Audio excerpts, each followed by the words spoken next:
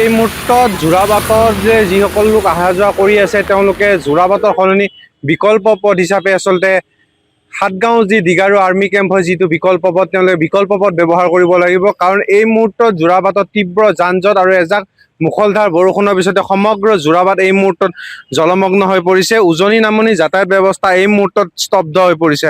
আমি camera person ধ্ৰুৱক দৃশ্য দেখুৱাবলৈ অনুৰোধ জনাইছোঁ।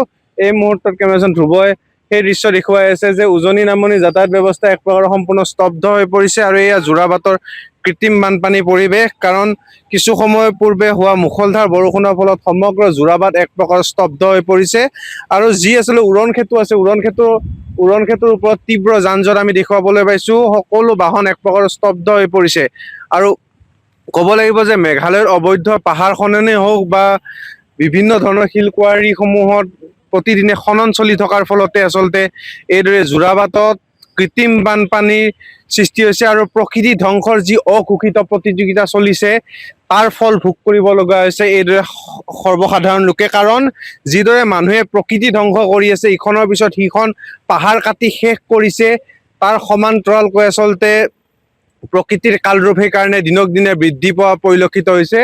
আৰু এই মুহূৰ্তত মই যোৰাবাটৰ পৰিৱেশ দেখুৱাই আছোঁ। যোৰাবাটত এতিয়া অবৰ্ণনীয় পৰিৱেশ, পানী আৰু বোকা একাকাৰ হৈ পৰিছে সম্পূৰ্ণ যোৰাবাটৰ ২৭ নং ৰাষ্ট্ৰীয় ঘাইপথ আৰু তীব্ৰ যান জঁট এই মুহূৰ্তত দেখিবলৈ পাইছে।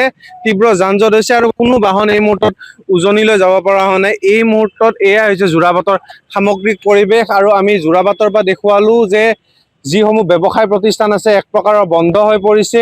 কোনো লোক আচলতে ক'লৈ যাব পৰা নাই। বহু লোক এই মুহূৰ্ততো ব্যৱসায় প্ৰতিষ্ঠানসমূহত আবদ্ধ হৈ আছে আৰু যোৰাবাটত এজাক বৰষুণৰ পিছতে এইদৰে অবৰ্ণনীয় পৰিৱেশৰ সৃষ্টি হৈছে এই মুহূৰ্তত যোৰাবাটত। আৰু যিসকল লোকে আচলতে মহানগৰীৰ পৰা উজনি অভিমুখে